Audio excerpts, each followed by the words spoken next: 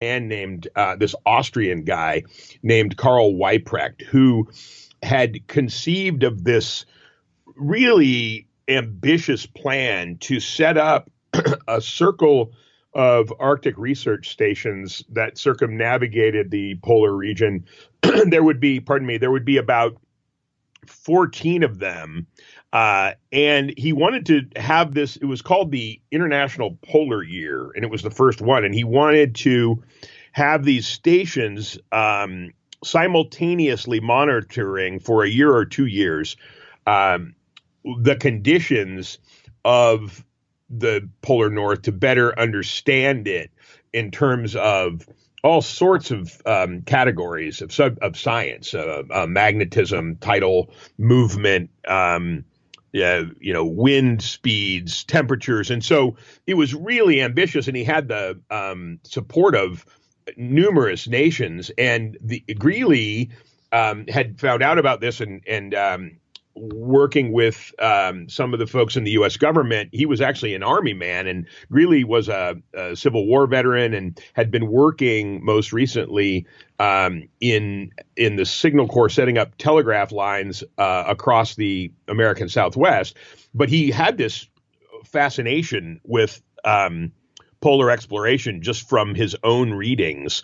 And so he managed to get himself chosen to be the leader of the expedition for the American contingent, which would be the most northerly of all of these research stations. And it was remarkably at the time when it all ultimately came together, Karl Weiprecht, in fact, had passed away, and Greely was able to continue on the work.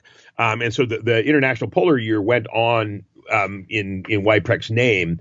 But what was remarkable was that Greely's group, which, were these men who weren't wholly suited, I have to say, for this kind of duty, because in a lot of ways it might have been better initially served by a Navy contingent. But once the thing is, they traveled by water all the way up to where they were, which is to set the place. It's between Ellesmere Island in Canada and Greenland, really, really far up, almost to the top of both, in this little bay called Lady Franklin Bay. And Greely and his men were dropped off there on this ship called the Proteus, which they were brought there and deposited. And I can talk a little more about their initial fort and everything.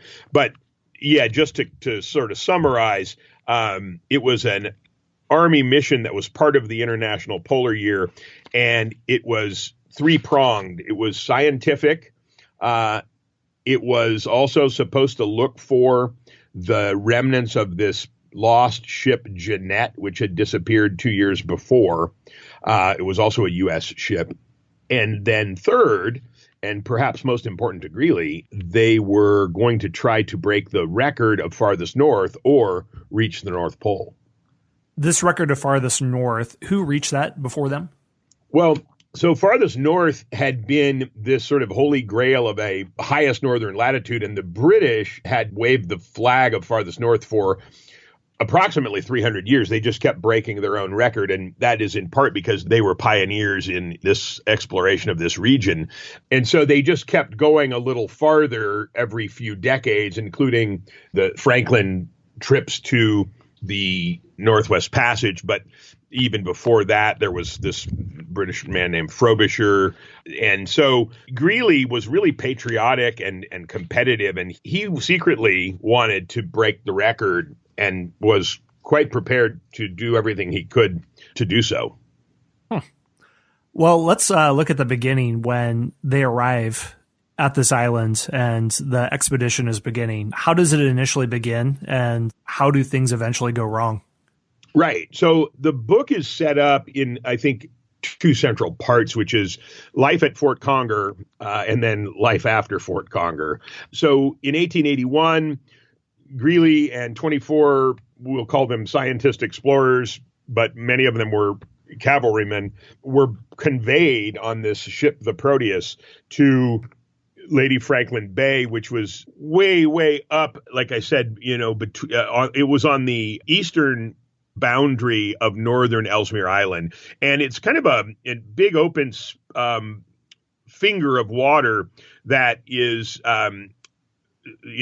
protected by a bay and a harbor. And so they're brought on this 200-foot steamship called the Proteus, and remarkably, they had with them enough gear and food for 3 full years. And I'm talking about pre-cut lumber, thousands of pounds of pre-cut lumber that is enough to build a 65-foot elaborate longhouse that included bunks for the men and captain's quarters for Greely and his officers.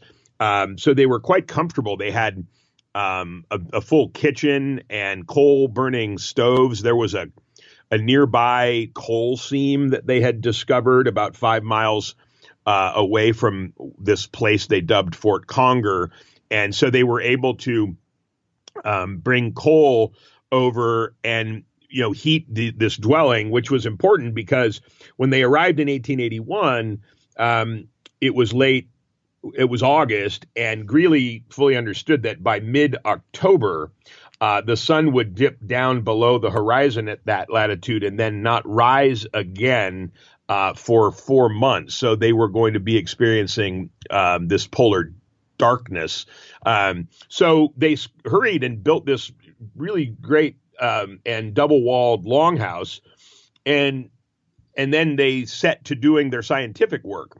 And so everything was going. Now, they were attacked by wolves, and there was an outbuilding fire that caught one of the men on fire, and they experienced some incredible weather. Now, meanwhile, the Proteus that has dropped them there, as soon as the ice and water conditions were favorable, it left and went back to the United States, or back to Nova Scotia or Newfoundland, and so they were left there, and so that was a sort of daunting and poignant moment when the ship sails away, and now they know, okay, well, we're going to be resupplied in a year. That's the plan anyway. So everything was going great at the at Lady Franklin Bay at Fort Conger, despite, having to contend with 100, sometimes winds nearing 100 miles per hour, and temperatures plunging to, 75 degrees below zero. So yeah, there they were. Hey everyone, Scott here. We're going to take a very short break for a word from our sponsors. I can't even imagine that, because for someone in the lower 48, the closest experience I have is I've seen YouTube videos of someone in Fairbanks, Alaska, where they go outside when it's 40 or 50 below. They throw a bucket of water up in the air and immediately turns into steam because of how cold it is. When it's that cold up there, are they basically confined to their cabin until it's possible to go out and conduct experiments? So that's a great question. Greely was adamant that they stay busy for a number of reasons. I mean, in part because of what happens to the human mind when you're confined for long periods of time, especially in darkness. So he had them taking readings in all conditions. So they would have small teams, and sometimes they'd have to be roped together because the wind was howling so much. But he kept them very busy. They were taking up to 500 readings a day with instruments.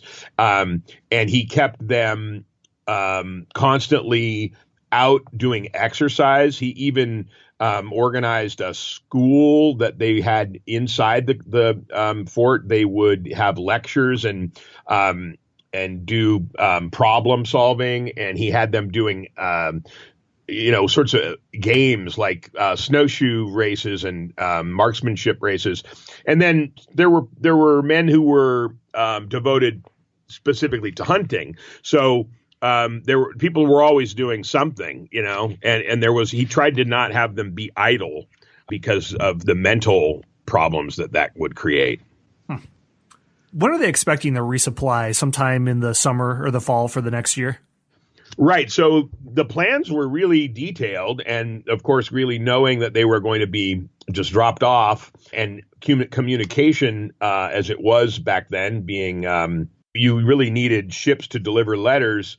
And so there was a really detailed plan, which included the next summer, 1 year from the time they were dropped off, they were a ship was supposed to come to them and bring them more supplies, but most important, bring them information from back home, and also convey back from Greely, some of the information that he had garnered, news of their exploits to the farthest north and news of their science.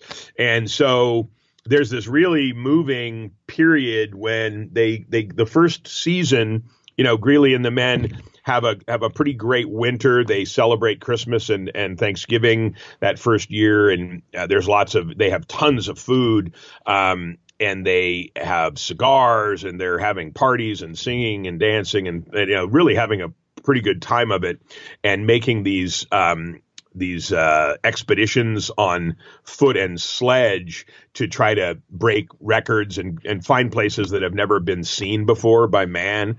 And I should mention that at the time, they're the farthest northern living inhabitants in the world. And then the next summer, they start anticipating the arrival of this ship that's going to bring them news from home. And there are these incredibly moving scenes of them just going up onto these 2,000, 3,000 foot bluffs and looking out into the bay in the Kennedy Channel, looking for masts of a ship. And they just stare out at the water and watch the condition of the water and notice that it's really filled with ice. And that ship never comes, and they don't know exactly why, but for reasons that I get into, and that's kind of the fun of the way I was able to write this book, is I cut back and forth between them staring out to sea and then what's actually going on to the south, where ships that are being sent to try to find them are having troubles of their own. Why couldn't a ship come? Was it ice flows or something else? Yeah, so remarkably, when Greely went there, they experienced a super mild summer, and so they made kind of record time going up to Lady Franklin Bay, and it was unusual. And so what ends up happening is that there's a kind of complacency with sending the resupply, and what the reader finds out is that these resupply ships are not able to move through these bodies of water that are choked with ice.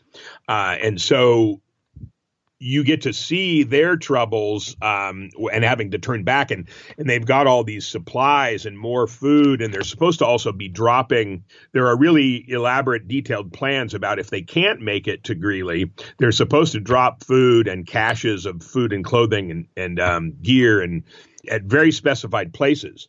And then there's a series of unfortunate events which make that problematic too. And so everything begins to kind of, we see it slowly unraveling, even before Greely does. Okay, well, this is where things really go south. When they realize that a ship isn't going to come, I could imagine if I were there, I'd be thinking about something like the Franklin expedition, where no one knows what happened, but I'm sure there are legends that they try to leave the ship, go on foot, they get caught in the weather, there's evidence of cannibalism, there's all this stuff. So what happens when the ship doesn't come the next year? How are they on supplies? What are they thinking of staying or going? And how is that? Right. So this is sort of the crux moment of Greely's leadership in the expedition. So another year goes by and they do all sorts of exploring, and then the summer happens, and there's a date in early August by which Greely has determined, and it's been written in orders, that if resupply doesn't make it to him, that he's going to depart and leave Fort Conger and head south to this place 250 miles away to the south called Cape Sabine.